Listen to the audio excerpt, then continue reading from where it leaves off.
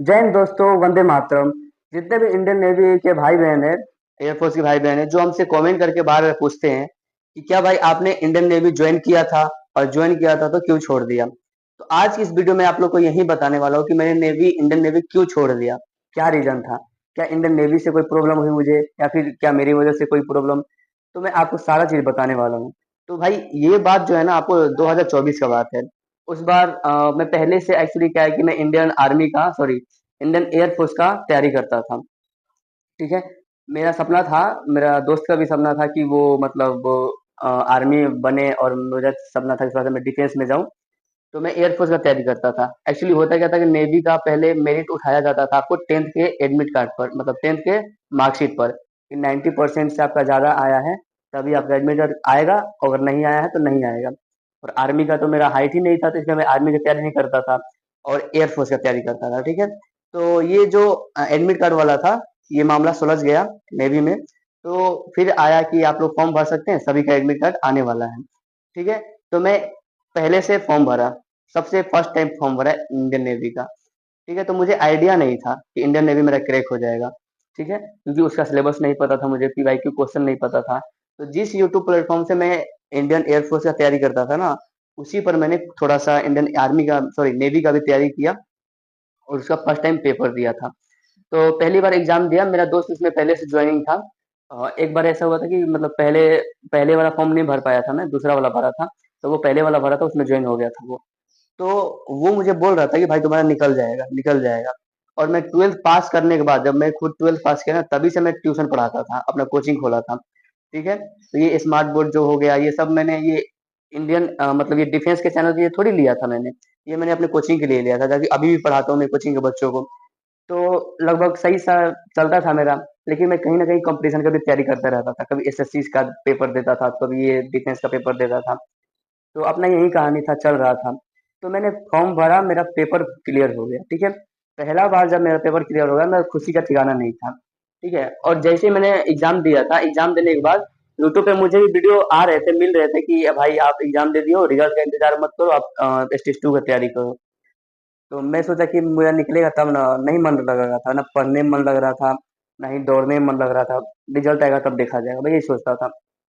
तो जिस दिन रिजल्ट आया, मैंने अपना नाम देखा कि मेरा रिजल्ट बन गया। उस दिन मैंने मुझे बहुत खुशी हुआ कि चलो इंडियन नेवी में मेरा पहली बार फर्स्ट अटेम्प्ट में निकल गया। ठीक है।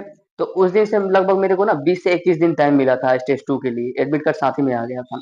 तो मैं तैयारी करने में लग गया, और साथ ही साथ अपने दोस्तों से टिप लेते रहा कि भाई क्या टिप्स लेते रहा कि क्या करना है, कैसे करना है, रनिंग कैसे करना है, पेपर दोबारा पेपर होगा तो क्या पूछा जाएगा, निगेटिव मार्किंग है कि नहीं है, सारा चीज पूछते रहा। ठीक है। तो उसमें एक्चुअली था कि मेरा वेट 63 था उस टाइम, 62 63 था लगभग।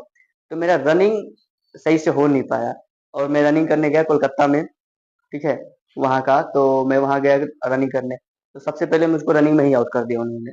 तो उस दिन मुझे बहुत बुरा लगा कि इतना करने के बाद मैं रनिंग में आउट हो गया। अगर रनिंग निकल गया रहता तो मेरा सादा पेपर ऊपर सब चीज निकल जाता। ठीक है। तो उसी टाइम मेरा सिलेक्शन हो गया रहता। तो मैं निराश होकर वापस आ गया। लेकिन उसके बाद से मैंने रनिंग छोड़ा नहीं। ठीक है। रनिंग नहीं छोड़ा, रनिंग में करते रहा। उसके बाद बीच में मैंने एयरफोर्स का भी फॉर्म डाल रखा था। तो एयरफोर्स का पेपर दिया, वो भी मेरा क्लियर हो गया। जब वो क्लियर होगा, मैं एयरफोर्स दौड़ने गया, और इस बार फिर रनिंग में गया। तो रनिंग में एक्चुअली हुआ क्या था कि थोड़ा सा मुझे कुछ पैर में दिक्कत हो गया था उस टाइम एयरफोर्स के लिए। तो मैं वहां गया, एयरफोर्स भी आउट हो गया, रनिंग में ही आउट हो गया। उस टाइम में मुझे बहुत बुरा लगा, फिर भी मैंने रनिंग करना छोड़ा नहीं। थोड़ा सा मोच आ गया था मेरे पैर में, एक्चुअली मैं सीढ़ियों से फिसल गया था, बारिश का मौसम था उस टाइम, तो सीढ़ियों से फिसल गया था। तो उसके बाद एयरफोर्स मैंने नहीं ज्वाइन किया। ठीक है। अब मेरा लास्ट अटेम्प्ट था, 2000 लगभग 24 का 25 का लास्ट अटेम्प्ट था। तो मैंने फॉर्म भरा। ठीक है।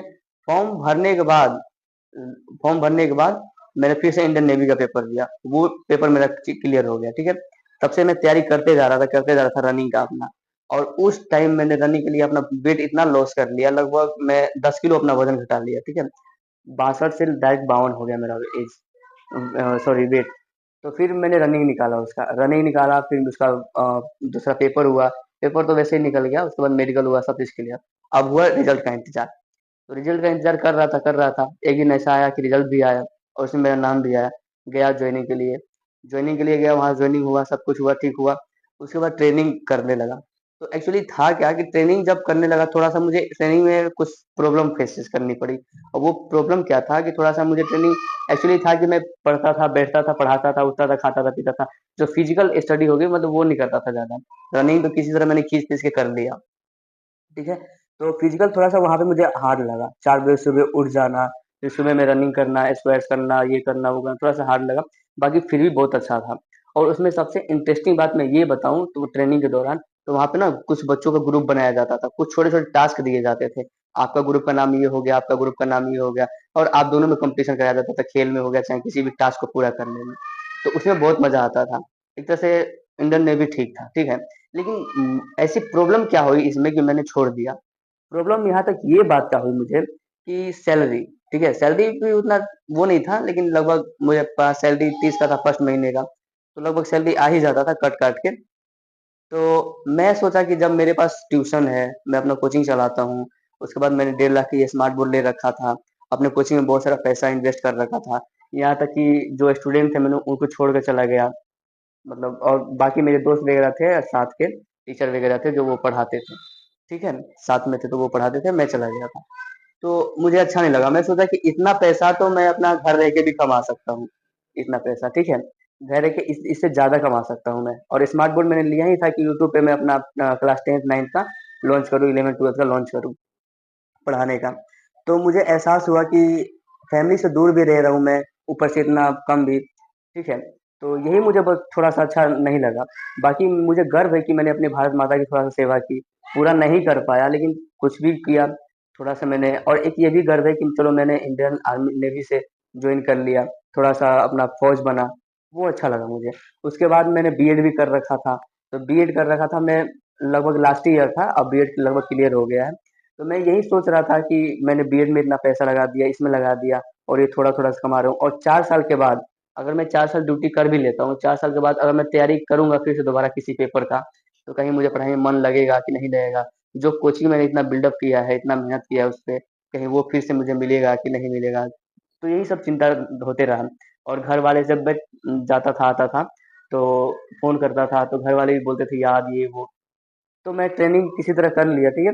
ट्रेनिंग के बाद जैसे मैं घर गया तो मेरा वहाँ जाके अपनों को देखा, थोड़ा अपना कोचिंग को देखा, तो वहाँ का मेरा माइंड चेंज हो गया वहाँ पे। तो फिर मैंने रिजाइन का सोचा, वहाँ से मेरा स्टार्ट हुआ रिजाइन करने का सोच। तो फिर वहाँ से मैंने रिजाइन कर सोचा, फिर गया मैं रिजाइन कर दिया। मुझे ऑफिसर्स ने बोले कि क्या है आप वो कर लो पूरा 4 साल का ट्रेनिंग मतलब वो ड्यूटी कर लो, उसके बाद आपको किसी भी सेक्टर में जाओगे तो छूट मिलेगी, ये वो। लेकिन मेरा माइंड तो पहले से ही चेंज हो गया था। अब ऐसे होता क्या है कि अगर आपका माइंड चेंज हो गया है तो अब कोई कितना भी मना लेना तो आपका मन नहीं मानता। तो मैंने बोला नहीं सर, सॉरी सर, फिर अपना रिजाइन दे दिया। उसके बाद मैं आ गया। मैं ये नहीं कह रहा हूँ कि इंडियन आर्मी चाहे इंडियन नेवी हो गए वो उनको थोड़ा सा मतलब वो है, सैलरी भी बहुत अच्छा है। अगर आप अपने इंडिया से बाहर जाओगे, शिप पर जाओगे, तो उसका अलग से डीए जुटता है आपको, शिप का अलग पैसा जुटता है, आपको शिप पे चला जाता है। उसके बाद अगर शिप आपको आउट ऑफ इंडिया जाता है तो उसका आपको अलग चार्जेस मिलते हैं, अच्छा खासा सैलरी मिलता है उसमें भी। लेकिन एक इमोशन होते हैं जो स्टूडेंट के साथ जुड़ जाती है, वो इमोशन नहीं मिलता है, ठीक है। वो इमोशन, वो अपना इतना पैसा मैंने इन्वेस्ट करा था अपने कोचिंग के ऊपर, वो सब मुझे नहीं मिल पा रहा था। तो बस ये रीजन था, मेरा पर्सनल रीजन था जो मैंने छोड़ दिया, ठीक है। लेकिन जो भी मेरा सफर रहा इंडियन नेवी का वो बहुत खूबसूरत रहा। मैं ये किसी को नहीं कहूंगा कि आप लोग नहीं ज्वाइन करो, आप लोग ज्वाइन करो, भारत माता की सेवा करो। मैं ये हमेशा आप लोगों को कहूंगा। और जहां तक बात रही कि बहुत सारे लोग कमेंट करते हैं कि भाई तुम टीचर हो कि ऐसे वैसे, तो हाँ मैं टीचर हूँ।